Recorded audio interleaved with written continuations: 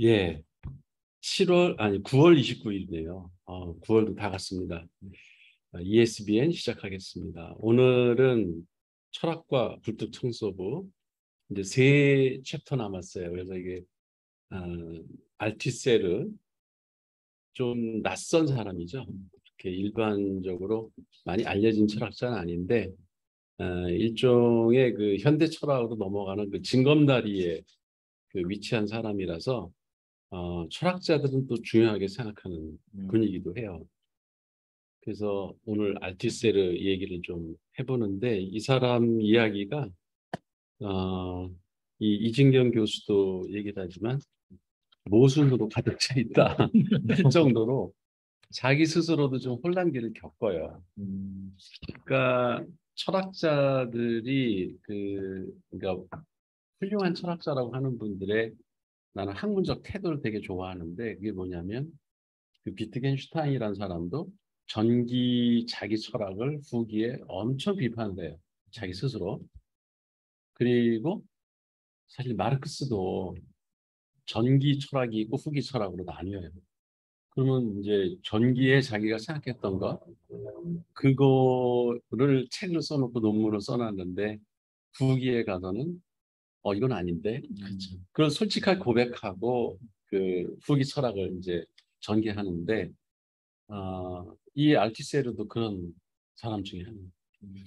그러니까 앞에서는 그 마르크스 이론에서 그 과학주의를 찾아내요. 그게 왜 과학인가, 과학적 접근인가 이거를 찾아내는데 후기로 가면은 다시 관념론, 이데올로기론으로 다시 들어가요. 그러면서 이게 또 맞나 그러고 이제 혼란스러워하면서 끝을 내. 그러다 보니까 이진경 그 이 저자가 이 사람은 그 모순 덩어리면서 다른 사람의 모순을 해결하려고 애처롭게 노력을 하다가 결국은 모순으로 끝나는. 근데 난 그런 자세가 철학하는 자세다. 그러니까 확실한 거 이미 그 다른 사람한테 알려진 것만 그대로 받아들이는 수동적으로 받아들이는 거는 철학자가 아니고 이미 다른 사람들이 확신을 갖고 얘기한 거지만 또 한 번 의심해보는. 거기서 문제점이 뭔가 이거를 자기가 나름대로 고민하고 그 새로운 해결 방안 이런 것들을 그 제시해서 다른 사람들한테 비난을 받더라도 그걸 두려워하지 않고 아, 용기 있게 얘기를 해서 논의의 장을 여는 거죠. 그리고 그게 해결이 안 되는 분들 뭐 우리 후손도 계속 살 건데 그리고 계속 학자들이 나올 건데 꼭 내가 완성을 이렇게 종지부를 찧어야만 속이 시원한 건 아니잖아요. 네. 그런 그 학자적인 태도가 이분들이 참 공통점인 것 같아요. 네. 근데 철학자들은 대부분 그렇게 자기가 다만 이제 해겔만 좀 달랐어요. 해겔은 자기가 종지부를 찍은 것처럼 얘기를 했는데 근데 그 스스로 모순을 했지. 변하지 않는 것은 없다라는 말 자체도 사실은 변할 수 있는 것인데 그래서 이런 철학 공부를 하면은 이제 이런 새로운 깨달음도 있지만 그 이렇게 살아가는 자세, 마음의 자세, 그리고 지식을 탐구하는 사람으로서의 자세 이런 것들을 배울 수 있는 면도 이게 덤으로 우리가 얻는 게 아닌가 그런 생각을 해요. 이분 그 키워드가 나는 한 네 가지 정도로 봤는데 그 중첩 결정이라는 또 중측 결정이라고 그러죠. 중층적 결정 그거와 그다음에 이제 이데올로기 그다음에 인식론적 단절 그죠? 그러니까 인식론적 단절이 지금까지 내가 얘기했던 얘기예요. 그러니까 나의 사고 체계를 기존에 전통적으로 내려왔던 그 사고 체계를 이렇게 단절을 하고 새로운 사고로다가 전환하려는 노력. 네. 그게 이제 왜 지동설 네. 예, 그것도 인식론적 단절이라고 했죠. 그래서 인식론적 단절을 시도했던 뭐 대표적인 학자가 이제 칸트도 코페르니쿠스적 전환이다 이런 표현을 쓰는 게 아, 그 이전에 선배들이 했던 생각을 확 뒤집어 놓는 그 역할을 했던 분들이 그런 표현들을 썼거든요. 그게 이제 인식론적 단절이라는 거죠. 그러니까 그래야만 철학은 발전한다. 네, 알티세르도 그런 얘기를 했고, 그 그리고 이제 반영주의라고 하는 것을 비판했죠. 반영주의. 그러니까 반영주의라는 게 이건 사실 이미 플라톤이 얘기했던 거죠. 그 사실과 그 실제 리얼리티와 우리가 그걸 표상해 놓은 사실 우리는 이제 모델이라고 하잖아요. 그 리얼리티와 모델이 같다고 보는 게 반영주의. 근데 그거를 비판한 사람들이 사실 현대 철학에 많죠. 소시르도 그랬던 거거든. 기표라고 하는 것이 그 우리가 이제 말을 한다든지 글로 써놓은 단어라든지 이런 게 기표인데 그거가 어떤 사물하고 일대일로 대응한다라고 믿었던 그 과거의 전통을 깨고 그거는 얼마든지 그 관계가 변할 수 있는 거다라고 봤던 게 소실의 언어학의 그 핵심이거든요. 그러니까 그런 관점. 예. 그래서 이제 반영주의에 대한 우선 쉬운 것부터 하죠. 그 그러니까 마르크스의 그러니까 세상을 보는 눈은 자본론에서 자본론에서 보면은 어, 계급 간의 갈등이 사회 모든 문제의 원인이다. 그 경영, 기업, 그 생산 체제에서도 그 계급 간의 갈등을 해소하기 위해서는 이 사람이 제시한 게 일종의 혁명이죠. 프롤레타리아 혁명을 제안을 했고 그때 이거를 이제 이 알티세르는 비판을 했어요. 세상을 그렇게 단순하게 보지 마라. 계급 간의 갈등만이 그 문제의 원인은 아니다. 그래서 이 세상에 일어나는 일들은 그렇게 어떤 하나의 잣대로다가 이렇게 판단을 해서 가다 아니다, 기다 아니다 이렇게 그 판단하는 거는 너무 단순하다. 구조가.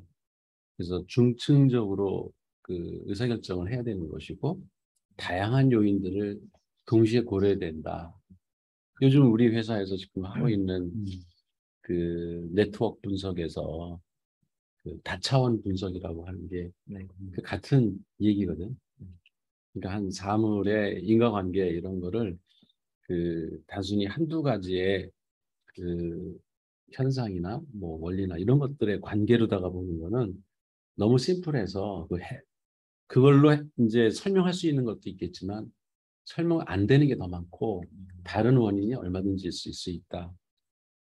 지금 뭐이 책에는 없지만은 저런 예가 나와요. 이제 그 민규 씨 저기 여자친구 사귀다가 삐진 적 있어요?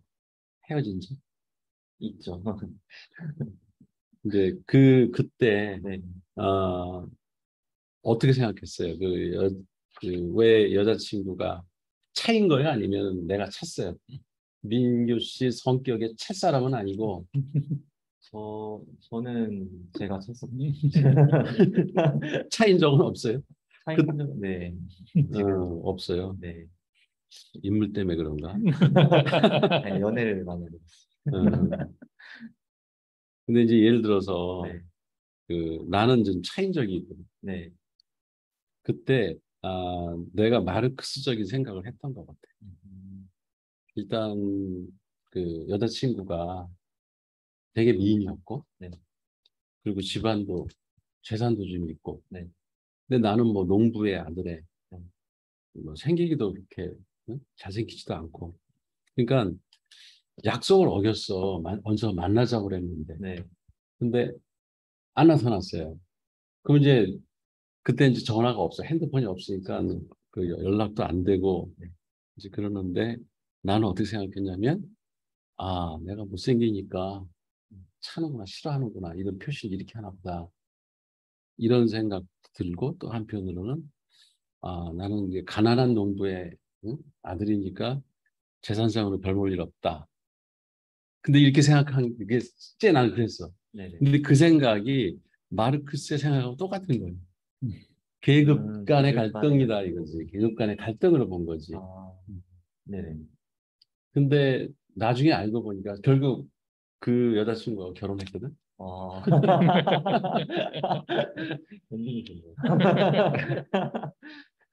근데 그 원인이 일단 여러 가지 원인이 있었던 거야. 네, 그 내가 생각했던 네, 그런 뭐 계급이나 뭐 외모나 이런 거는 전혀 고려 대상이 아니었고 네, 그때 안 나온 거는 착각을 했고 네, 그 약속을 깜빡한 거지. 네, 네. 근데 전화가 없으니까 연락할 방법이 없었고 그리고 계속 이제 나는 또 이제 거기 집에다가 옛날에 왜 집에 한 대 시커먼 네, 전화 있잖아. 네. 거기다 전화를 하는데 오빠들이 받아가지고 아, 중간에서 끊고 네. 근데 그 우리 집사람은 왜 전화를 안 하지 하고 기다렸던 거예요. 음, 그것도 무려 한 2년 넘게. 2년이네. 예. 근데 나는 거의 네네. 잊어먹다시피 했지. 네네. 근데 문득 또 생각이 나서 전화했더니 반갑게 직접 받아가지고 어, 만나서 이제 급속히 그 해에 그냥 결혼을 했거든. 어, 그러니까 그 어떤 여자친구가 나를 이렇게 외면했을 때 네, 아니면 뭐 만나자고 했는데 거절을 했거나 했을 때 네. 그게 다양한 원인이 있을 수 있는데 나는 나의 그 관념에 사로잡혀 가지고 네. 그 단순하게 그냥 뭐 계급 차이, 네. 뭐 재산 차이, 뭐 학벌 차이가 될 수도 있겠지. 그리고 또 그 외모 차이 뭐 이런 거로다가 그런 거 아니냐 이렇게 단순하게 판단하는 거는 판단의 오류를 저지를 음, 확률이 높다. 근데 이제 마르크스는 계급에 의해서 노동자와 자본가의 네, 관계가 형성되고 네. 그리고 사회에는 계급이 프롤레타리아 계급과 부르주아 계급 두 계급으로 돼 있다. 이렇게 단순하게 봤던 거를 비판한 거죠. 음, 그래서 그 판단을 할 때는 중층적으로 해라. 그게 이제 그렇죠. 지금은 일반화됐지만은 그 이전에는 세상을 쉽게 하기 위해서는 너무 다양한 요인을 고려하면은 사람들이 헷갈려가지고 판단을 못 해요. 그러니까 가장 그 그러니까 설명이 쉬운 그 이유로 이제 세상을 설명하려고 하는 그런 경향이 과거에는 있었죠. 그 부분은 어떻게 음, 받아들였어요? 어, 이런 경우는 어떤 사건이 일어났을 때 이게 어, 어느 하나의 그 이유만으로 이렇게 발생하지 않는 거는 되게 그 맞는 얘기거든요. 그죠? 복합성이 있단 말이에요. 네. 복잡해요.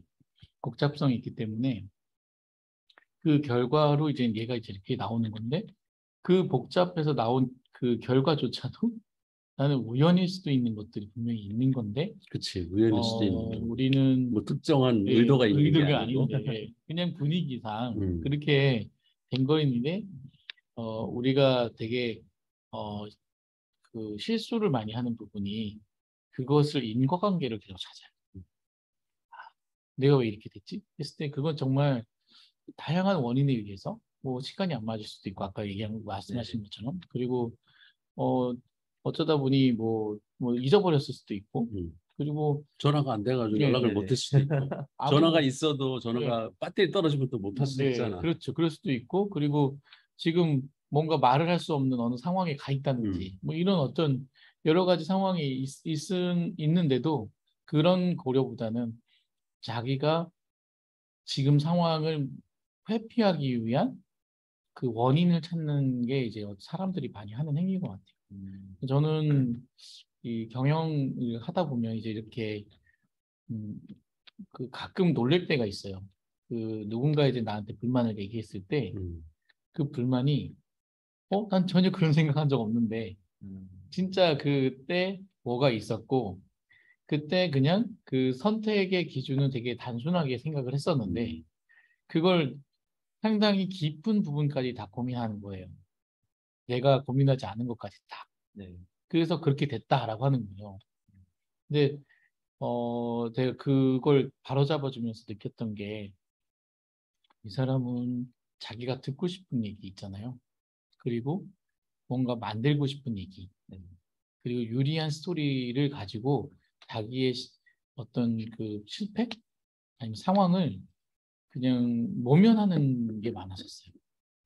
그러니까 근데 직접 나한테 와서 물어보면 되는 일인데, 그지. 예, 그냥 네, 쉽게 맞아요. 해결될 수 있는 문제를 일인데 그거를 이제 뭔가 의도적으로 그런다라고 하는 그런 얘기 속에서 돌아가는 거예요. 근데 지금 사실 저는 이제 이 마르크스를 보면서도 느끼는 게 만약 마르크스가 그때 지배계층이었다면 이 사람이 왕이었고 아니면 그 당시에 무슨 군주였고 음, 아니면 뭐 아주 성공한 자본가였다면 네. 이 계급 투쟁이라고 하는 단순한 주제 가지고 이 문제를 고민했을까?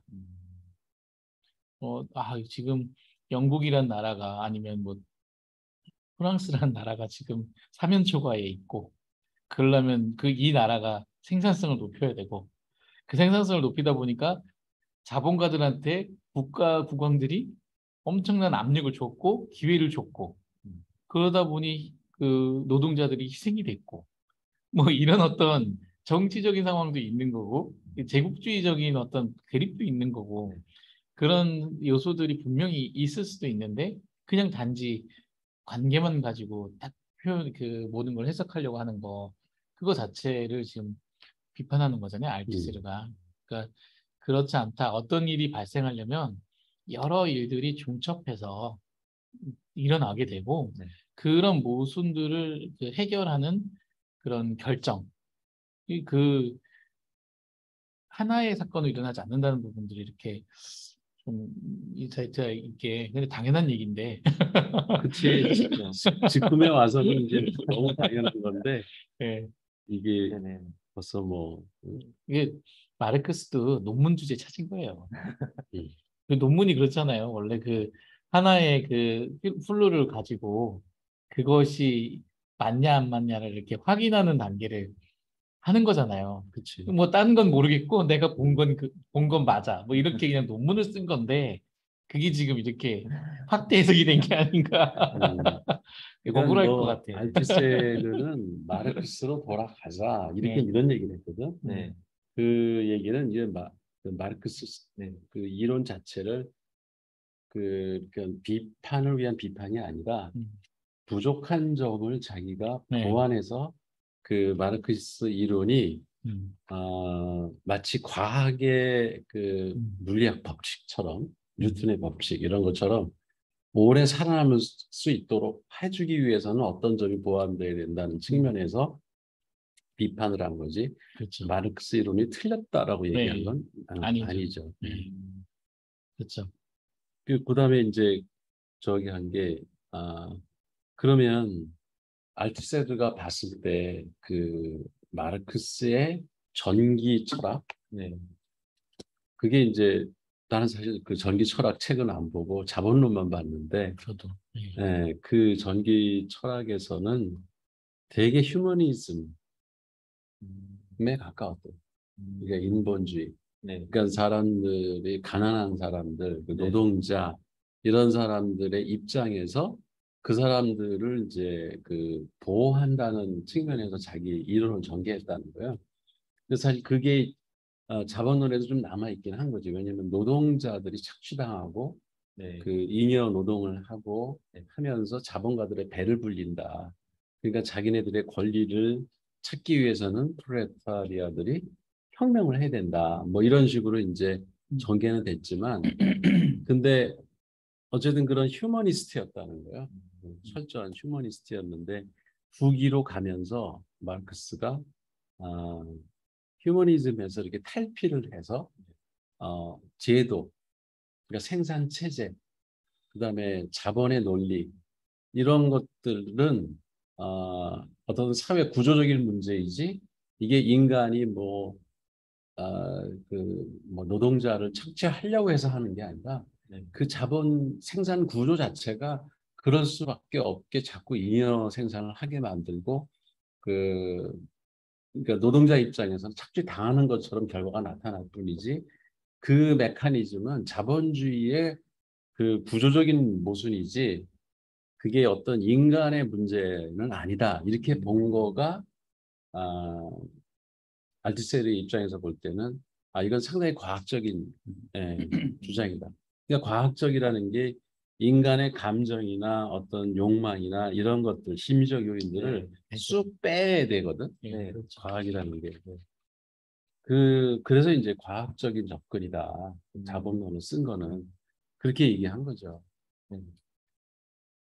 근데 이제 그래서 그 마르크스의 자본론은 그 후기 철학은 과학적 접근이다. 과학 이론이다. 과학적 마르크스다.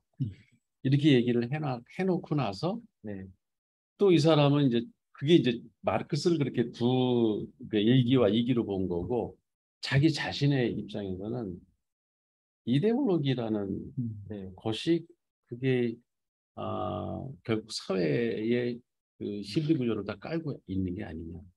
그러니까 대중들의 심리의 총합이 이데올로기다. 이렇게 봤단 말이에요. 그래서 뭐라고 또 얘기를 했냐면 마지막에는 결국 과학이라는 것이 그럼 순수하게 인간의 그런 이데올로기를 벗어나서 과학을 할 수 있을까? 그런 의문을 한 거예요. 그 혼란에 빠진 거죠, 자기 스스로. 그러니까 왜 지금도 그런 말 하잖아. 얼마 전에 저기 뭐야 애틀이 그 전자통신연구원을 만나서 얘기를 하는데 그분도 비슷한 얘기를 하더라고.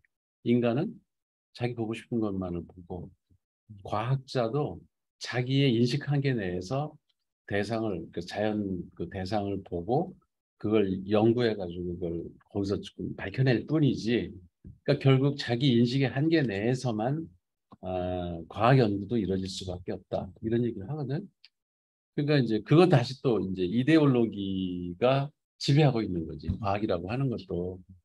그래서 이제 거기서 더 이상 못 나가고 이제 알투세르는 혼란스럽다 고백하고 끝냈어요. 그 그러면 그게 이제 과학주의라고 하는 것, 그거에 대해서는 어떻게 생각했어요? 과학주의. 그 주의라는 말이 붙으면 우리가 조심해야 되거든. 이즘. 이즘이 붙으면 약간 이데올로기도 있어요. 그러니까 과학주의라고 하는 거는 그 왜 환원주의하고 이렇게 통하거든. 환원주의. 그러니까 이제 예. 그걸 어떻게 이해하고 있는지. 과학주의라는 게 과학주의, 제가 생각하는 과학주의는 일단 아까 말씀하셨다시피 인간의 감정이나 사고방식이나 그런 걸 다 배제하고 인간의 눈이나 어떤 측정 도구를 가지고 그 대상에 대해서 그냥 실제를 보는 것을 과학주의로 생각합니다. 예를 들어서 실제가 이제 증명이 리얼리티. 리얼리티를 인간의 예를 들어서 뭐 돌을 바닥에 내리쳤을 때 돌이 부서진다거나 하는 거는 인간의 감정이나 그런 개입이 없잖아요.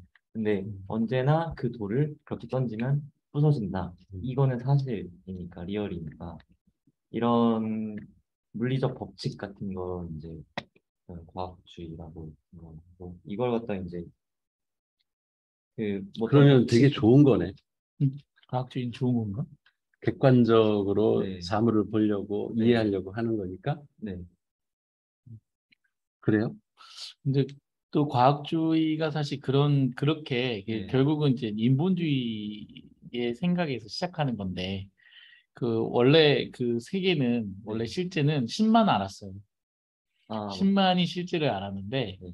이제 인간이 이제 이성으로 이제 생각하는 이제 인간이 탄생하면서 네.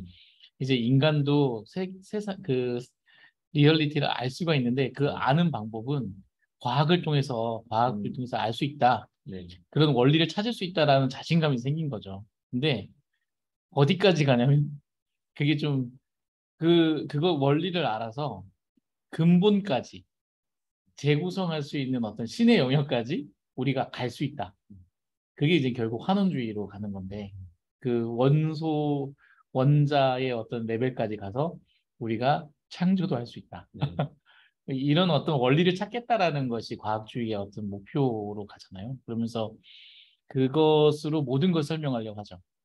세상의 모든 것을 설명하는데 다 안 맞죠. 그리고 그것에 반대하는 사람들을 이제 처단하고 그치? 예. 그게 이제 근데 처단하는데 분명히 내가 틀린 것 같아. 근데 마음에 안 들어. 그 제가 틀렸다고 그냥 여세를 몰아서 처단하는 게 이제 이데올로기화 시키는 거죠. 이제 이런 것들이 이제 과학주의에서 많이 발생을 하면서 그 후기에 많은 비판을 받았죠. 알 수 없다. 그래서 지금 사실 이 알츠세르가 그런 어떤 점을 꼬집고 있는 것 같다는 생각이 들어요. 그러니까 인식은 정확히 한 네. 거지. 네. 이 사람이. 그 과학주의 하면 이제 뭐 거의 과학 만능주의처럼 네. 그게 이제 뭐 실증주의 이런 거하고도 통하는 거거든. 음. 그러니까 그 여기 실제 리얼리티가 있는데 우리가 이거를 이제 수학식으로 이렇게 뭐 뉴턴의 법칙 공식을 만들어 놓고 아인슈타인의 상대성 원리 공식을 이렇게 만들어 놓으면은 이 리얼리티가 여기에 다 반영됐다고 믿는 거야. 그렇죠. 반영론이죠. 네. 그거가 이제 과학주의거든. 네. 근데 지금까지 이게 그 당시에는 완벽했다고 했던 이론들이 계속 깨져왔거든. 그렇죠. 그 양자역학이라는 게 네. 등장하고, 공간이 휘어. 네. 그러니까 뭐 빛은 직진한다 이랬는데 사실은 빛도 지금- 휘고, 네. 이런 것들이 이제 발견되면서 이 앞에서 그 절대진리라고 믿었던 것들이 그 계속 무너져 온 역사를 알면서도 과학이라고 하는 걸 처음 접한 사람들이나 섣불리 이제 과학의 세계에 들어간 사람들은 그거면은 마치 신의 영역을 건드리는 것처럼 자기가 그렇죠. 그 잘못 믿는 거. 그게 이제 과학주의입니다. 잘못 믿는 거. 네. 네. 그러니까 우리의 인식의 한계 내에서 인간이 알 수 있는 한계 내에서 그 리얼리티가 얘가 이제 보여주거든. 현상, 자기가 나타나는 현상 이런 것들을 우리가 일부 발견해서 그거의 법칙이나 그거의 원리나 이런 걸 알았을 뿐이지 네. 이 리얼리티를 다 완전히 알았다고 얘기하는 너무 오만한 거죠. 그러니까 인간으로서. 그래서 그거의 제한성을 인정하고 네. 내 지식의 한계에서는 이것까지 알아냈습니다라고 하는 게 정직한 태도지. 그렇죠. 그래서 과학이라는 게 최근에 제가 생각하기에는 이때 당시에는 물론 과학을 통해서 진리를 탐구하거나 과학을 통해서 신을 증명하거나 하려고 했었던 시대잖아요. 네. 최근 들어오면서 과학은 진리나 신으로부터 독립해야지만 진정한 과학주의가 될 수 있다고 생각을 해서 과학 철학 같은 거 좀 보면 그런 아예 분리하려고 하는 노력들이 좀 그러니까 나는 그래서 사실 과학주의라고 하면은 상당히 그 부정적이고 중요한 이데올로기가 될 수 있지만 근데 우리 삶에서 과학적인 탐구, 네. 과학적인 접근은 필요해요. 그렇지. 과학적 태도는 되게 네, 중요한 예, 거지. 그 뭔가를 앞에 뒤를 따져보고 뭐 이런 것들은 되게 중요한 태도지만 거기서 얻은 것을 가지고 내가 세상을 설명할 수 있다. 라고 하는 자만심을 갖는 거. 그거는 예, 그게 이제 그게 이제 사실은 주의죠. 주의의 그거는 경계를 해야 되는 거죠. 주의를 빼고 과학만 이렇게 예, 가져가는 거죠. 과학적 탐구. 네, 예, 과학적 탐구만 예, 가져가는 거죠. 그렇죠. 그거는 네. 필요한 거죠. 네. 근데 이제 그게 신의 영역과 배치되냐? 네. 나는 사실 배치된다고 보지 않아요. 왜냐하면 신을 증명할 수도 없고, 네. 그리고 신이 있다 없다도 모르고, 그것도 증명의 영역이 아니거든. 네. 그냥 믿음의 영역이에요. 믿음의 영역. 예, 그리고 믿음을 증명할 수가 없거든요. 예, 그게 있다고 해서 세상의 원리가 바뀌는 것도 아니고, 음. 없다고 해서 세상의 원리가 바뀌는 것도 아니거든요. 그건 그냥 내 믿음의 체계에서 과학적인 접근을 통해서 지금 일어나는 현상들의 원리를 찾아가는 거. 그거기 때문에 사실 과학주의와 뭐 이런 것들이 뭐 이렇게 서로 막 대립하고 있고 이렇게 보지 않아도 돼요. 뉴턴은 되게 신실한 신자였고. 또 뉴턴의 역학이 그 지구상에서 일어나는 대부분의 물리 현상은 다 설명이 되거든요. 예, 그러니까 우주에서 벌어지는 일들은 그거 갖고 설명 안 되는 일들이 네. 있지만 우리가 살고 있는 이 지구 표면상에서 일어나는 대부분의 물리 현상은 뉴턴의 역학으로 설명이 되기 때문에 네. 계속 유효한 거지. 그게 틀린 게 아니라 네. 맞는 한계가 있는 거지. 그렇죠. 범위가. 한계가. 그거를 제대로 아는 게 중요한 거야. 음. 근데 우리가 왜 이제 과학 그러면 사람들이 과학 얘기할 때는 물리학, 무슨 뭐 이공계, 생물학, 뭐 이렇게 천문학 이런 것만 생각을 하는데 사회과학도 과학이에요. 네. 그잖아. 네. 경영학, 경제학 이것도 이건 사회에서 일어나는 현상인데 이것도 사회과학이라고 그래. 소셜 사이언스 이런 얘기를 한다고. 그냥 그 물리학이나 이런 게 그 연구했던 물리학 이런 분야에서 연구했던 그 방법론을 네. 이런 심리학, 그러니까 심리학이 사람들이 인문학이라고 착각하는 사람들이 있어요. 그 왜 고고학도 사람들이 난그 옛날에 어느 한 학생이 와가지고 자기는 통계를 그 과목을 듣고 나더니 도저히 자기는 이 통계가 자기 적성에 안 맞는데 그래서 고고학자가 되고 싶대 자기. 그때 한참 이제 네. 뭐 그 로맨스의 네. 스톤 네. 무슨 뭐 툼스레이더 예, 그런 네. 그왜 툼레이더 네. 그저 왜 이게 비디오로 끄지 얘. 저기 돌아가네. 야, 저 좋은 기능인데. 왜 그러지? 그게 한 바퀴 돌리네요. 그런 영화들이 유행할 때라서 네. 뭐야 고고학적 유물 이런 거 찾는 박사들이 다 미인이고 미남이고 막 이러잖아. 멋있게 묘사가 돼요 영화에서. 네. 영화에서. 그 사람들한테 환상을 주는 거야. 네. 그 학생들이 그런 거 연구하면 막 응? 그 영화에 등장할 것 같기도 하고 네. 뭐 고대 신비를 발견해 가지고 보물을 찾을 수도 있을 것 같고 그러니까 재밌을 것 같으니까 하여튼 그렇대. 왜 그거 하려고 그랬더니 그렇대. 그래서 미안하지만 고고학은 완전 통계다. 그것도 고급 통계 아니면 안 된다. 이게 수학 공식으로 다 풀어내는 거고 그 연대 측정하고 하려면은 고급 수학 모델을 적용해야지 이게 문제가 풀리는 거다. 네. 또 어떤 애는 심리학을 하고 싶다는 거야. 이제 네. 심리 상담 이런 거 받으면 왜 재밌잖아. 네. 그 상대방의 막 그 속을 다 꿰뚫어 보는 거 같고 그 심리 상담. 미안하지만 심리학 완전 통계야. 심리학은 과학이거든. 그러니까 그런 이제 학문의 성격에 대해서 좀 거의 들어가 보지 않은 사람들은 착각을 해요. 그러니까 거기서 이제 과학이라고 이제 심리학은 사회학 뭐 그 사회과학 이렇게 얘기하는 이유는 그 접근 방법이 그 연구하는 방법이 데이터에 근거해서 네. 객관적으로 가능하면 네. 그 거기서 어떤 패턴을 발견하고 네. 그게 이제 물리학에서 하는 방식과 똑같기 때문에 네. 과학이라고 이제 하는 거예요. 그러니까 거기서도 마찬가지로 사람들이 통계 패키지 막 이렇게 돌려서 네. 데이터 수집해가지고 네. 어떤 결과가 나오면은 그걸 이제 해석할 때 어떤 착각을 일으키냐면 이게 숫자화됐기 때문에 이건 98% 확신한다. 이런 바보 같은 소리를 한다. 그게 98% 확신한다가 아니라 2%가 아직 설명되지 않은 부분이 있다는 게 맞는 거예요.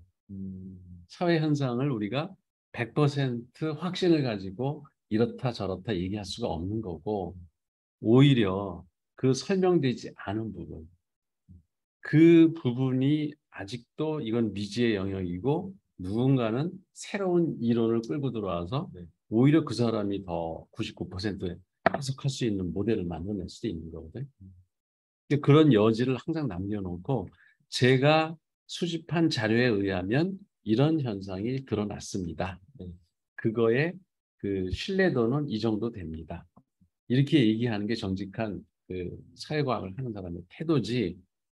이러니까는 인간은 이렇게 해야 돼. 라고 마치 사람들한테 막 그 강요하다시피 내가 연구해 보니까는 70%의 확률로 이런 결과가 나왔어. 그러니 너 이 약 먹으면 안 돼. 너 이거 하면 안 돼. 이렇게 막 확신적으로 얘기하는 사람들은 이건 무당이나 다릅니다. 그렇지. 자기의 추측에 근거해서 그 어떤 그 그러니까 원인 결과 이런 것들을 단정적으로 얘기하는 거거든. 그러니까 과학자는 단정적으로 얘기하면 안 돼. 물리학 실험에 나온 결과를 할지라도 이게 확률적으로 그렇다는 얘기지. 100% 확신을 가지고 얘기를 하는 거는 이 세상에 없다는 거예요. 그렇죠. 그게 진정한 과학자의 태도예요. 저는 근데 마르크스가 초반에는 상당히 그 도덕적 감정 이런 어떤 그 사람의 어떤 그 프롤레타리아의 입장에서 그들의 그 휴머니스트로서. 휴머니스트로서 이렇게 그 글을 쓰다가 왜 갑자기 이렇게 전환이 됐을까? 그래서 저도 이제 그거 좀 고민해봤거든요. 그게 근데 결국 이 휴머니스트적인 이 감정을 단절시켜버리고 어떤 그 수단이나 기계적인 메커니즘으로 그 원인을 돌려버리는 게 이게 사실은 단절시키는 거잖아요. 그렇지. 그게 예, 이제 인식론, 인식론적 예, 단절. 단절. 그러니까 내가 인식하는 것이 아니라 이거는 이 인식의 밖의 어떤 메커니즘에 의해서 얘가 움직이는 거지 나의 인식과는 별개다라고 하는 걸 그 얘기하는 거거든요. 근데 내가 보기엔 마르크스는 선동가였어. 그럴 수도 있지. 예, 선동가. 이게 야 우리 새로운 세계 한번 만들어 보자. 라고 이렇게 그 사람들이 너무 비참하니까 야 좀 잘 만들어 보자라고 했는데 그래서 이제 뭐 이렇게 열심히 글을 쓰고 뭔가 설파하다 보니까 아니 그러면 그렇게 보니까 또 이 사람들의 책임으로 이렇게 하니까 너무 설득력이 약한 거예요. 아니 그래 프롤레타리아의 삶이 비참하지. 근데 그거는 어쨌든 힘과 권력의 관계에서 밀린 거 아니야. 그걸 뭘 굳이 그렇게 얘기를 하고 그래. 이게 세상 이치인데 이런 어떤 그거에 부딪히고 그러다 보니까 사람이 아닌 무언가를 두고 이렇게 적을 이렇게 유물론적 관점. 이게 적을 이렇게 이게 적이야. 사람이 원래 자본주의라는 체제가 문제야. 예, 부르주아가 너희들이 문제야. 지배자들이 문제야라고 얘기를 해야 되는데 그렇게 얘기하기는 약간 이제 약한 거죠. 그리고 이제 그 선동가나 그 아까 내가 이제 무당이라는 표현을 썼잖아. 그 무당은 사실 우리나라 민속이라서 그것도 또 가치가 있는 거긴 해. 근데 이제 그 사람들이 왜 단정적으로 막 무슨 그 구탈 때 보면은 네가 죄인이었다 그냥 그 단정적으로 얘기하는. 근데 이 저기 사회학 강사들 중에서도 그런 사람들이 꽤 많아. 우리 이거 TV나 이런 데 자주 등장하는 사람들 보면은 막 자기가 무슨 신이나 된 것처럼 단정적으로 상대방의 그 상황을 다 알지도 못하면서 한두 마디의 얘기를 듣고 그땐 이렇게 해야 돼 이렇게 단정적으로 얘기하는 거 보면은 난 좀 섬찟하거든. 그게 무당이 하는 짓이거든. 그러니까 그런 부분을 얘기하는 거지. 그런 부분은 그건 되게 위험하다 이렇게 의사결정을 할 때. 그러니까 근데 사람들은 복잡하게 다양한 생각을 하는 거를 게을러서 귀찮아해요. 단순한 걸 좋아해요. 히틀러가 그래서 통하는 거거든. 그 원인과 결과 관계를 음, 단수, 변수, 네. 변수 몇 개로다가 설명을 해가지고 그렇죠. 요거만 해결하면 이렇게 돼. 그렇게 딱 확신을 주고 음. 얘기를 하면은 사람들이 대부분 넘어가. 그렇죠. 그러니까 그러니까 마르크스도 이제 그런 측면이 좀 있는 거죠. 그렇죠. 네.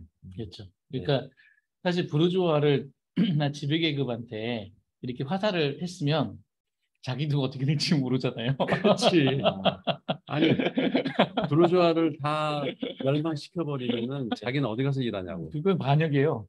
그게 말이 안 되는 거지. 반역이야, 반역.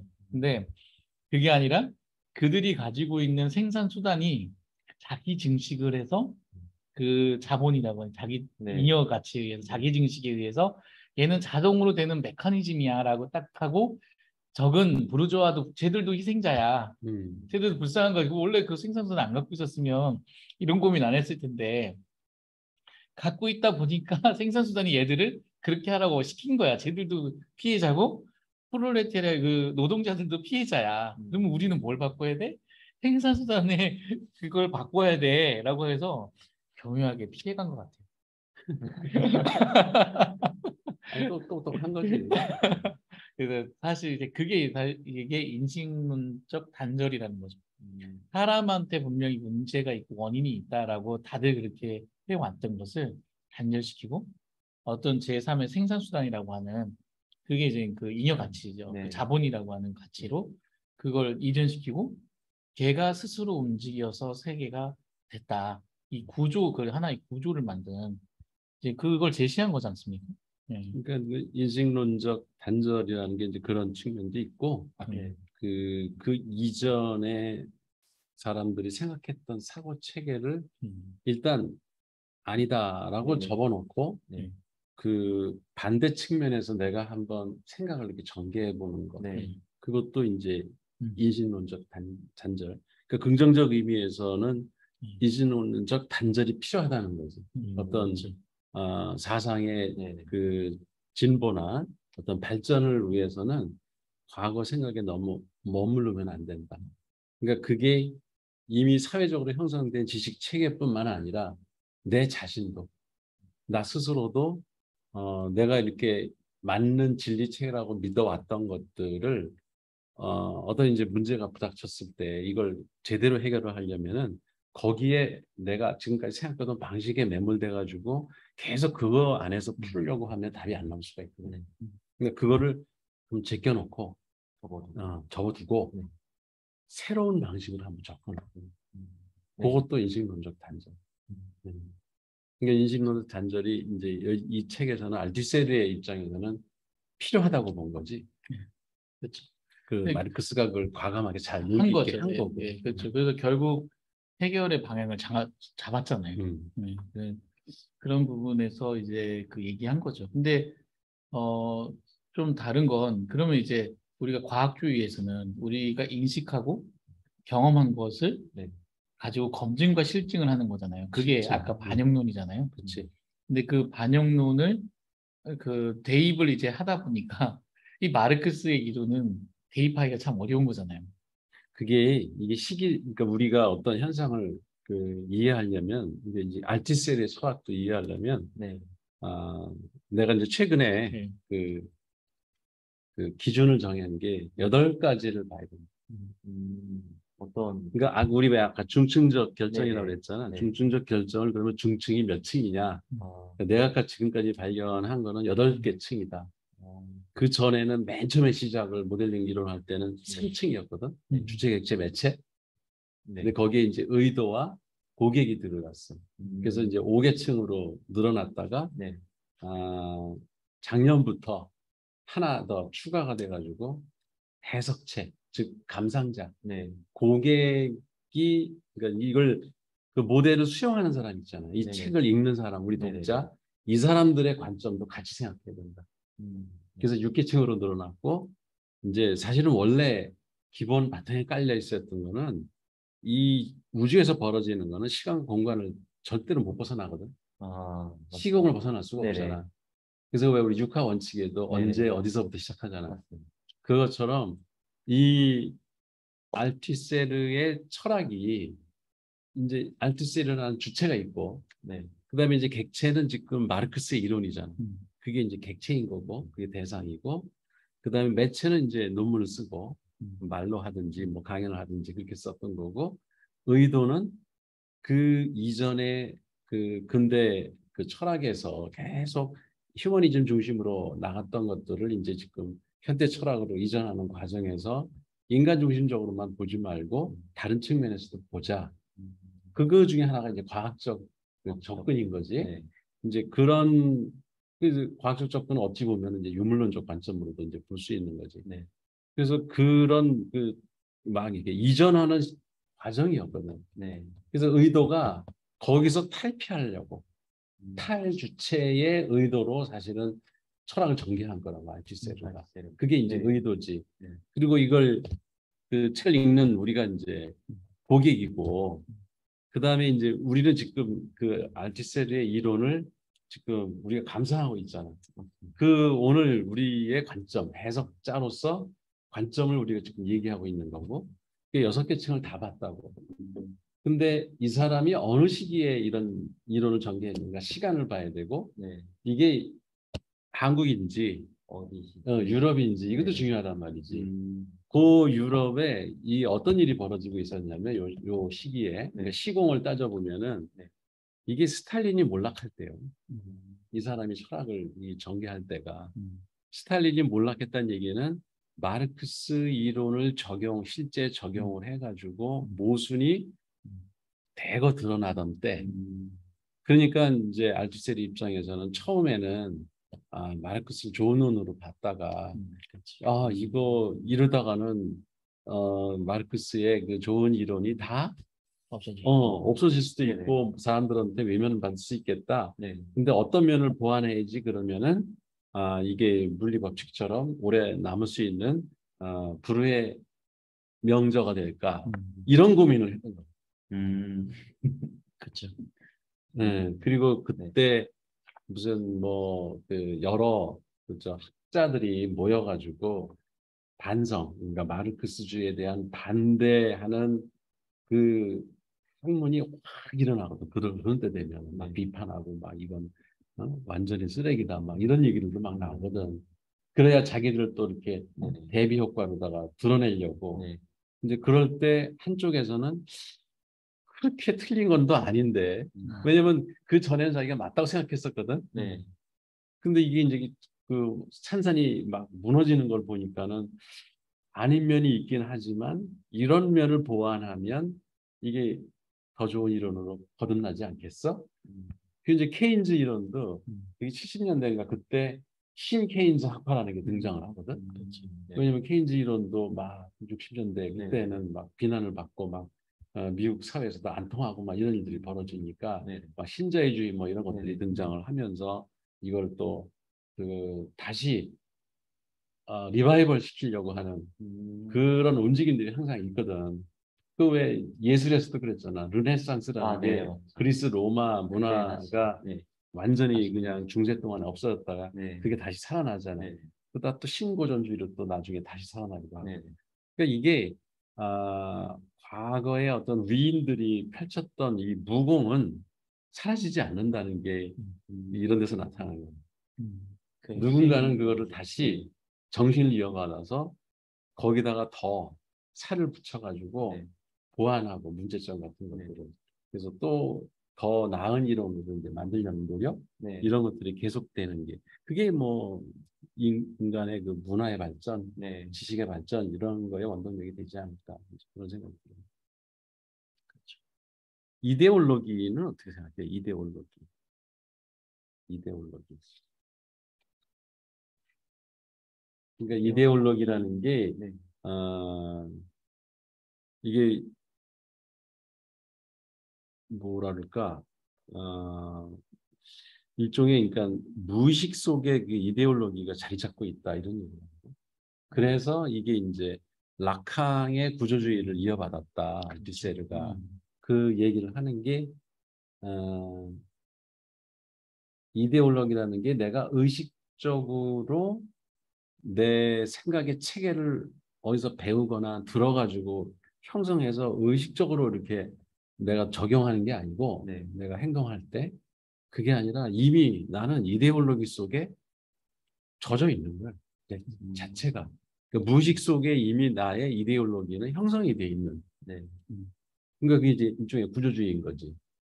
내가 살고 있는 사회, 내가 살고 있는 문화, 국가 이런 거에 영향을 역사 이런 거에 영향을 내가 계속 받으면서 나는 행동을 하기 때문에 무의식적으로. 이게 그 프로이드의 이제 슈퍼에고고 그 라캉의 네. 그 의식의 음. 타자에 만들어진 어떤 그런 타자에 의해서 예, 만들어진 나, 예, 자. 예. 그게 이제 그 세계를 이제 이데올로기라 이렇게 지금 새로운 어떤 유머를 도출해낸 것 같지만 맥을 같이 하는 것 같다는 생각이 들거든요. 그렇죠. 프로이트 때는 슈퍼에고고 무의식 세계에 무의식 세계 그러면은 무슨 그 이데올로기를 특정 사회 속에 대중의 공감대 정도로 이해하고 넘어가죠. 공감대 있는 이상이죠. 집단적으로. 그러니까 한 집단적으로. 사람이 갖고 있을 때는 그 사람의 개인 사고 네. 방식이지만 이게 이제 여러 사람의 사고 방식이 공통적으로 형성돼 있을 때는 그게 그 집단 네. 공동체의 그게 일종의 생각의 패턴인 거죠. 네. 그런 거를 이제 이데올로기라고 합니다. 그래서 그걸 이 알티셀은 이제 그걸 이제 표상체계, 네. 표상체계로 하고 그 표상이라고 하는 것이 이제 뭘 하면 떠오르는데 그 떠오르는 게 이제 여러 사람이 비슷한 거지. 네, 그러면 이제 표상체계가 되는 거고 자동화되니까. 네. 이제 그런 세계가 이제 만들어지는 게 이데올로기다라고 하는 거죠. 근데 이게 나는 이 이데올로기를 또 어디서 좀 비슷한 걸 보냐면 네. 저기 그 유발 하라리? 음. 네, 유발 하라리의 상상의 질서. 상상의 질서. 네, 그 사피엔스에서 나오는 네, 그렇죠. 상상의 질서가 결국 이 이데올로기를 그렇지. 만들어가는 이즘 과정이거든요. 뭐 예, 이런 예. 것들. 네, 사람들은 사피엔스들은 모여가지고 모이면 협동을 하게 되고 그 협동의 어떤 상징을 만들게 되고 그게 표상이 되는 거고 그 표상을 서로 이제 뭔가 지켜가는 그렇게 해서 협동을 다시 이끌어내는 이런 어떤 너무 자연스러운 고대 그러니까 어디 뭐 선사 시대부터라고 하기 뭐 수렵 시대부터 그때부터 생겼을 것 같아. 네, 그걸 그냥 현대판 이데올로기로 얘기하는 그게 거죠. 없으면 사실 인간이 멸종을 했을 거예요. 그렇죠. 그러니까 그 먹고 살아야 되는데 인간보다 육체적으로 강한 동물들이 많잖아. 네. 코뿔소나 뭐 보라이나 사자나 그때 뭐 공룡? 우글우글 했겠지 그때는. 근데 걔들하고 싸워서 이기려면은 야 우리 같이 싸우면 우리 먹을 게 생기고 우리가 살아남을 수 있어라고 하는 누군가 이데올로기를 제시해야 되는 거죠. 제시해야 돼. 그러면은 이제 방법까지 제시하겠지. 그러려면 야 너는 저기 가서 막 부르다 도망가고 너는 어디 숨어 있다가 너는 창을 던지고 너는 화살을 쏘고 석창을 쏘고 이제 온갖 전략을 짜고 하려면 그걸 따르게 해야 되거든. 그 사람의 그 명령과 이거를 지시를 따르게 하려면 뭔가 믿음 체계를 형성하지 않으면 그렇죠. 아무도 안 따르거든요. 사실 그런 일들이 지금도 벌어지거든요. 회사 CEO도 마찬가지야. 그런 표상 체계를 잘 만들면 따르는 사람이 많아서 회사가 그 협동하는 사람들이 많아가지고 그 방향으로 같이 가는데 그거를 제시하지 못하면은 각자 따로 놀다가 회사는 이제 맞아요. 붕괴되고 이런 일이 벌어지기 때문에 그러니까 이게 표상 체계라는 게 선하게 쓰이면 그 표상 체계를 따르는 팔로워들에게 다 이롭게 이게 표상체계가 작동할 수 있지만 이게 나쁘게 작용하면은 이제 히틀러 같이 그렇게 막 유태인들을 갖다가 대량 학살을 하고 그런 악행을 저지를 수도 있는 거죠. 사실 조폭두목도 이 표상체계 만드는 데는 도사야. 네, 그렇죠. 그렇잖아. 그러니까 그 수많은 부하들이 따르는 거거든. 그렇죠. 그러니까 사실 그 기업은 정말 대표적인 그 상상의 질서를 이용한 표상 체계에 이용한 그 운영 방식을 대표적으로 쓰고 있는 자본주의 사회의 꽃이죠. 그치. 네, 그러니까 근데 이제 그게 보니까 부지런해야지 되더라고요. 아, 내가 게을러가지고 잘 못하고 있어요. 근데 그리고 이데올로기라는 말 자체가 벌써 뭐 이데아에서부터 나온 네네. 말 아니야. 네, 그러니까 아이디어라 해야 되거든. 네, 그리고 아이디어라는 말도 이게 창의력이 있어야 네, 되고, 그러니까 남들 다 하는 거 쫓아하면 네, 그 이데올로기 체계가 별로 네, 그 도움이 안 돼. 그렇죠. 그러니까 뭔가 계속 방향을 치고 나가면서 선도를 해야 네. 따르는 사람이 계속 있을 것이고, 그리고 그 방향이 계속 오르려면은 수많은 요인들, 그리고 이 세상에서 벌어지고 있는 여러 가지 트렌드들을 다 이렇게 아울러서 그 중에서 최상의 조합을 찾아가지고 이데올로기 체계를 만들면 그거는 성공을 하겠지만, 이게 사회는 일로 가고 있는데 나는 네. 이쪽으로 이대로 잡으면 이제 이게 여기서 충돌이 일어나고 간극이 벌어지면서 이게 맞아요. 실패할 수가 있겠지. 사실 이데올로기는 상당히 부정적으로 많이 쓰거든요, 사람들은. 그치. 나쁘게 왜냐면 싸운 정치에서 사례가 많으니까 또. 정치에서 되게 안 좋게 음, 이데올로기 가지고 상대방을 차단하는 데 많이 썼기 맞아. 때문에. 근데 이제 그 근데 그건 있어요. 이 이데올로기가 근데 나 사실 알츠르의 말에 되게 공감하는 부분이, 음, 이데올로기가 아니면 역사가 있을 수 있었을까? 음, 이데올로기가 없었으면 사람들이 살아갈 목표가 있었을까? 그리고 음, 이데올로기가 아니었으면 우리가 과학을 발전시킬 이유가 있었을까? 연구할 이유가 있었을까? 맞아. 예. 그러니까 화성에 가자라고 하는 그 앨런 머스크의 그 이데올로기 같은 선언이 네. 있었기 때문에 네. 그것을 위해서 많은 사람들이 노력한 거잖아요. 돈도 쓰고. 근데 그런 처음에 길은 되게 황당하고 어떤 그런 이상향을 제시하지만 음, 많은 사람들이 그것을 받아들이고 하게 되면 그게 하나의 이즘이 되고 그 이즘이 이제 그 사회를 바꾸는 그런 그게 게 되는 것 원동력이 같아요. 예, 되지. 되는 것 같아요. 그래서 그래서 저는 스토리가 이데올로기를 만든 거고 음, 그 스토리가 결국은 이 역사를 변화시켜 왔다에 대한 부분이 음, 저는 되게 그런 측면에서는 괜찮은데, 근데 이게 이 이데올로기를 이용하는 정치 세력들이 정적을 숙청하고 어떤 자기가 이제 거기서 교주처럼 음, 군림하는 이제 그런 수단으로 쓰게 되기 시작하면 이제 네. 파멸의 길이 맞아. 가니까 그게 문제가 되는 거죠. 그런 부분들을 이제 성숙한 시민들이 보고 비판하고 그걸 깨야 되는데 이제 사실 이데올로기가 오랜 기간 동안 우리 안에 축적된 거기 때문에 그냥 그게 인생이 되는 거죠. 못 깨는 거죠. 네, 맞아. 그 이데올로기를 이제 악용한 사례들이 우리 주변에서 많이 음, 역사적으로도 겪어왔고, 네. 음, 그게 음, 왜 공부를 하느냐? 왜 우리 처음 공부할 때 내가 그런 질문 자주 했잖아. 네. 책 왜 해? 왜 읽어야 돼? 독서는 왜 해야 돼? 또 이렇게 공부는 왜 자꾸 할 만큼 해서 저기 직업도 얻었는데 왜 또 공부를 해야 돼? 네. 뭐 나는 은퇴까지 했으면서 왜 또 이렇게 책을 읽어야 돼? 그게 이데올로기, 그러니까 나쁜 이데올로기에 휘둘리지 않기 위해서. 맞습니다.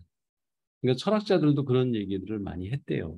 철학자들도 철학자의 길로 들어선 것이 그 자기가 그 속해 있는 사회, 그 네. 지역에서 그 횡행하던 네. 그런 나쁜 이데올로기에서 내가 벗어나려면, 그러니까 내가 주체가 되기 위해서는 그 이데올로기를 넘어설 수 있는 나의 지식 근거가 필요하거든. 음, 그걸 확보하기 위해서 자기가 철학 공부를 했다. 이런 철학자들이 여러 사람 있더라고요. 아마 대부분 그랬을 거야. 학자라고 하는 사람들이 공부를 하게 되는 원인이 뭐 대부분 사람들이 공부하기 귀찮아하고 이렇게 그런데 네. 그 굳이 뭐 그렇게 그 책 네. 읽고 막 애쓰고 고민하려고 하겠어. 근데 그런 계기가 있었다는 거지. 이데올로기에 휘둘리지 않기 위해서. 난 이 음, 표현이 되게 멋있다고 생각해. 근데 사실 이데올로기에 순응하면 편해지잖아요. 일반적으로 일반적으로. 그게 편하니까. 그게 편하고 그렇게 그 안에서 적응하고 살면은 그리고 그 사회가 그 이데올로기에 최적화되어 있기 때문에 사람들이 거기에 수용하고 있는 거죠. 그래서 이 이데올로기는 더구나 이게 집단 의식이기 네. 때문에 내가 거기서 벗어난다고 하는 게 상당히 힘들지. 보통. 그래서 이제 알투세르는 그런 얘기도 해요. 이 사람 다른 책에 보면은 이름 부르는 것부터가 그게 하나 이데올로기를 씌운다는 거예요. 그렇죠. 근데 어떤 사람은 자기 이름이 마음에 들어서 이름을 사랑하는 사람도 있지만 어떤 사람은 내 이름을 왜 이렇게 졌냐고. 근데 이제 사실 부모 그 장명가의 이데올로기가 거기 들어가 있는 거거든. 이름 속에. 그 내 이름은 이제 신철이잖아요. 네. 믿을 신자에다가 밝을 철. 처음에는 그 발음이 힘들어서 어려웠는데 나중에 그 뜻을 보니 정말 잘 져줬다. 종교와 철학을 네. 네? 이름 속에다 다 집어넣어가지고 그 이름을 부르면 그리고 이제 또 이름 말고 우리한테 주어지는 게 호칭. 네. 그러니까 주임, 과장, 뭐 그렇죠. CEO 이렇게 그 사회적으로 이미 통용되고 있는 어떤 특정 호칭을 붙이면 사람이 갑자기 달라진다는 거예요. 자리가 사람을 만든다는. 자리가 사람을 만들어서 그 완장차는 인간들도 네. 그런 거거든. 이게 반장 이렇게 딱 붙이고 다니면 이게 이걸 보여주면서 다니잖아. 이게. 내가 반장임을 그 그러니까 그것도 하나의 이데올로기 씌우는 거거든. 그 사람한테. 근데 거기 그게 이제 자기가 알고 있는 이 반장이라고 하는 것의 역할이 뭐라고 자기가 입력된 그 값에 의해서 그러니까 사회적으로 셋업된 그 값에 의해서 내가 행동하기 시작하는 거예요. 네. 그러니까 인간은 이데올로기를 벗어나려고 노력은 해도 결국은 또 그 안에 갇히게 된다라는 게 이제 알투세르의 생각인데 그 상당히 공감이 되는 얘기고 그래서 이제 과학자가 연구하는 것이 과연 이데올로기를 벗어나서 독자적으로 과학할 수 있을까? 그렇죠. 이게 어떻게 볼 수 있냐면 사관이 없는 팩트, 역사 팩트, 그리고 네. 그 자신의 주관이 없는 과학적 사실. 네. 사실 그거는 어 그걸 사람들은 되게 퓨어하고 그게 역사다, 그게 팩트다 생각을 하지만 그런 역사만큼 재미없는 게 없거든. 음, 그리고 인간의 보는 관점이 없는 역사, 사관이 없는 역사는 사실 그 시대의 비판 의식이나 이런 부분들이 전혀 반영이 안 돼. 그 객관이라는 게 어디까지가 객관인지도 사실 모르고. 근데 과학도 결국은 저는 그 사람이 가지고 있는 이데올로기에 발현해서 그거에 기반을 해서 노력을 하게 되는 그 기저가 생긴다. 네. 그 사람이 모두가 다 그런 이데올로기를 만들고 싶은 거죠. 시대의 어떤 동의를 받는 여기서도 동의자들의 그 모증이라는 표현을 쓰거든요. 그런 어떤 것들을 만들고 싶은 거죠. 그런 욕심이 있기 때문에 인간의 사피엔스들은 다 그거 없는 그런 욕심 없이 정말 나는 그 바닷가에서 조약돌을 고르듯 그건 자연인이지. 근데 사회에 소속되어서 그들과 함께 살고자 하는 사람들에게는 그것을 네. 계속 자기만의 어떤 것들을 계속 관철하고 싶은 네. 그런 욕심이 없는 사람이 많지 않겠죠. 그게 저널리즘에도 적용이 된다. 저널리즘. 네. 그 흔히 얘기할 때 신문 기자는 팩트를 전달해야지 네. 자기의 주관이 개입되면 안 된다 그러는데 그 신문 아무도 아닙니다. 그렇죠. 오히려 그래서 여기 대전에도 네. 뭐 그 일간지 사장님하고 이제 요새 친해졌는데 네. 그분은 그런 주관이 빠진 기사는 그건 생명력이 없는 기사다. 팩트만을 전달하는 거는 아무 의미가 없다. 오히려 그건 저널리즘이 아니다. 그렇게 주장하시는 분이 있거든. 근데 나 오히려 그분 말이 더 공감이 돼. 그러니까 왜곡을 하면 안 된다는 거지. 네, 그렇죠. 어, 기사를 쓰는 사람이 이거는 안 좋은 현상이면 그 안 좋다고 얘기를 해석을 해주는 게 사실은. 그래서 사실 지난주에 그 저기 TJB 네네. 그 모니터링 할 때 네. 그 그러니까 뉴스 보도의 어떤 그 저기 뭐야 개선점 이런 걸 얘기하라고 그럴 때 그 이제 방송은 거기 안 나오고 여기 지금 방송이 나가네. 거기서 내가 그런 얘기를 했거든. 뉴스가 정확한 것이 생명인 건 맞지만, 네. 생명인 건 맞지만, 일반 독자들은 볼 수 없는 면, 네. 그 그렇죠. 사건 현장에서 그런 것을 자세히 찾아가지고 좀 확대해서 보여주고, 네. 왜냐하면 그게 사실은 더 음. 그 진실을 알리는데 기여를 할 수 있기 때문에.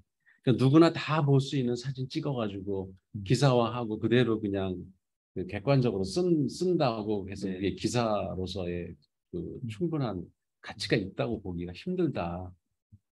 그래서 오히려 안 보이는 것도 또 이게 숨어 있는 것들이 있을 수 있잖아. 네. 뒤에 그 뭐 화재 현장이라든가 이럴 네. 때도 그 다른 사람들이 눈에 잘 안 보이는 부분을 오히려 기자가 그걸 눈여겨 봐가지고 사진을 찍어서 네. 보도를 한다든지 아니면은 그 자기가 이걸 뭐 나쁜 의도를 갖지 않고 선한 의도에서 그러니까 그 독자들이 이해를 돕기 위해서 설명을 해준다든가 네. 해석을 해준다든가 하는 부분이 오히려 그게 기사의 생명력이 더 생기지 않겠느냐 이런 얘기를 한 적이 있거든. 네. 기자들도 동의를 하더라고요. 그렇죠. 근데 이제 이런 이데올로기가 결국은 끊임없이 생산되고 있다는 거거든요. 장치가 그치, 그래서 네. 계속 변하고. 물리적 장치가 네. 있고 그게 이제 교회도 되고 학교도 네. 되고 국가도 되고 이런 데서 계속 생산되고 있다. 그게 이제 사회에 어쨌든 모여 있는 곳에 그리고 그 국가의 통치 이념, 통치자의 어떤 목표에 따라서 계속 이데올로기들이 왜곡되고 변형돼서 만들어지고 있다는 거죠. 이게 현실인데 우리가 그 현실을 비판적인 사고로 보고 있지 않으면 그냥 어느 세월에 그 그치. 사람들이 만들어 놓은 거기에 이데올로기에 휘둘리는 휘둘리는 거죠. 거지. 그게 그거를 알티세르도 그 면을 발견을 했어. 음, 그 이데올로기라는 말을 이제 이데아라는 말에서 이게 어원이 왔기 때문에 그건 고정불변의 진리인 것처럼 이데올로기가 비춰질 수가 있는데 그러면 이제 이건 아닌데 그잖아. 시대에 따라 변하고 새로운 그 그렇죠. 것들이 추가되면서 이데올로기는 계속 변한다. 네. 이거를 알티세르가 깨우쳤더라고. 재생산이라는 걸 썼죠. 음. 이데올로기의 재생. 이데올로기는 변하는 거다. 그것도 네. 스스로 진화를 한다. 그러니까 그런 면을 받아들이면 그러면 그 시대에 맞게 그 또 장소나 이런 거에 맞게 그 미국에서 적용된 이데올로기가 우리한테 그대로 맞는다라고 우기는 것도 그건 잘못된 거다. 그 얼마 전에 그 상하이 협력 기구라고 러시아하고 이란하고 중국하고 뭐 이런 그 일단 반 그 미국 세력들이 모여가지고 만든 데들이 모여가지고 한번 이렇게 그 대회를 한번 했었거든요. 근데 거기에 그 선언문 있잖아요. 같이 이제 협의 만났으면 뭐 선언을 하잖아요. 그 선언문을 보면 우리는 민주적인 국가의 것을 체계를 지향한다 하면서 그 선언문을 쭉 듣는데 꼭 미국에서 김일동 뭐 통일선언문 같은 그 민주국가 있잖아요. 같은. 민주국가의 그 국가의 그것을 기틀을 잡는 그런 선언문이 나오는 거예요. 그러니까 사실 그것을 반대한 사회주의 체계의 그 전형들이잖아요. 러시아, 뭐 중국 밑에 그 이런 저런 저쪽 그 이란 뭐 이런 애들은 뭐 근본주의 애들이고, 근데 얘네들도 그 민주주의라고 하는 민주국가라고 하는 이데올로기를 이제 사회의 통념으로 받아들이고 있다는 거예요. 그러니까 이게 이제 바뀐다는 거지. 그 사람들에 의해서. 이게 참 신기했어요. 그 선언문이 꼭 미국에서 한 거예요. 큰 틀에서는 참 네. 벗어나서 전혀 새로운 이데올로기 만든다는 거는 음, 그 힘들지. 네. 그러니까 그 거기서 사실 보완해 나가고 이제 음, 거기서 추가하고 뭐 이러면서 발전해 나가는 거지. 그러니까 이제 민주라고 하는 그런 이데올로기를 말하지 않으면 외면받는 시대가 됐다는 거죠.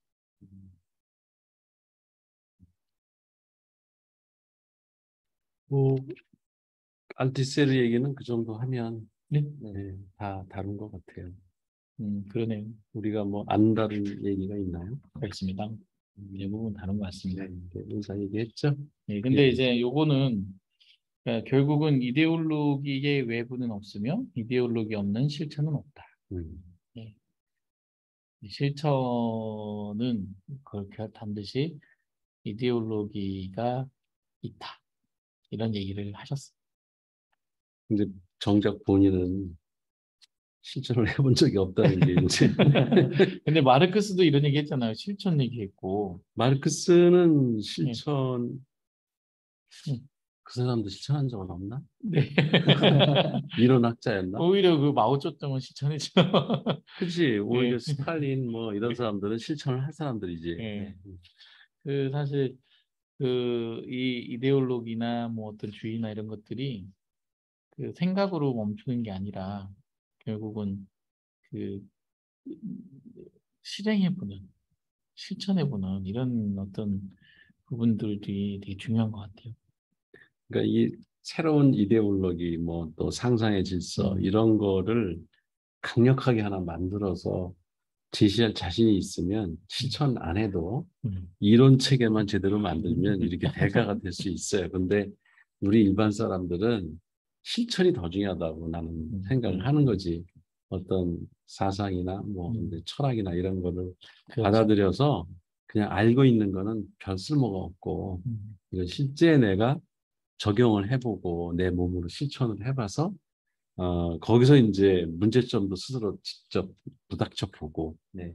또 그러면 그 사람의 그 생각을 뛰어넘을 수 있는 여지가 생기거든. 예. 해보니 안 되는데 이건 이런 경우에는 어떻게 해야지 하면서 이제 새로운 고민이 생기는 네. 것. 사실은 알티세르도 그런 태도는 되게 좋아했어요. 음. 예.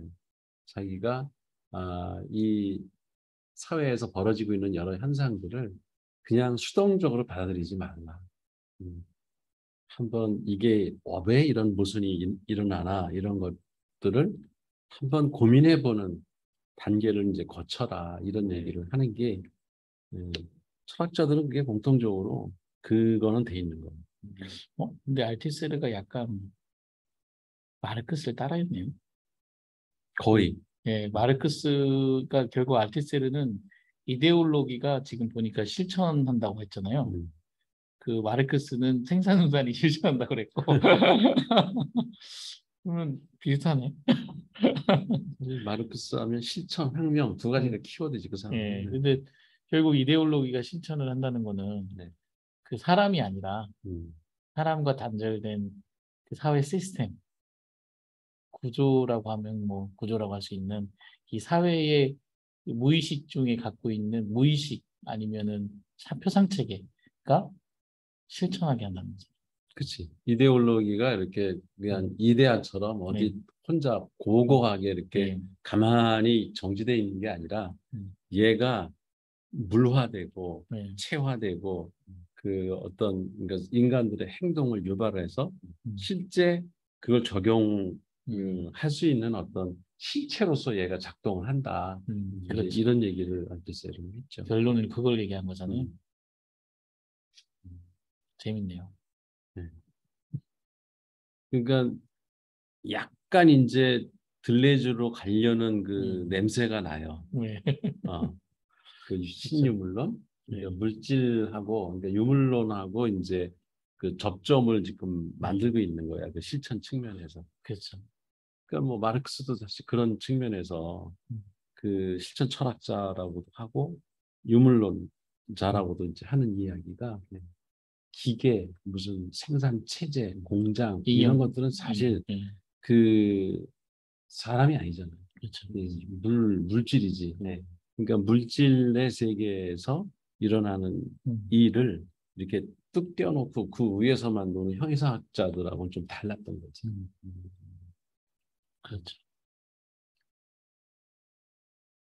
이제 남은 게 그 푸코, 미셸 네. 푸코하고 이제 들레즈. 들레즈. 들레즈인데 이 네. 사람들 가면 이제 네. 상당히 우물적으로 갑니다. 이제 그 재밌을 것 이성의 그 우상화 이게 네. 데카르트부터 시작된 네. 그거를 지금 계속 이렇게 까고 있는 거거든. 지금 철학자가 이렇게 우리 넘어오면서 네. 그런 이성 중심의 사고에서 벗어나서 네. 사물 쪽으로 다시 다가가라. 그게 흐름이거든. 네. 지금. 자, 오늘도 재밌었네요. 네. 이 얘기가. 우리만 재밌을지 모르지만. 네, 오늘 ESBN 여기서 마치겠습니다. 네, 그렇습니다. 고맙습니다.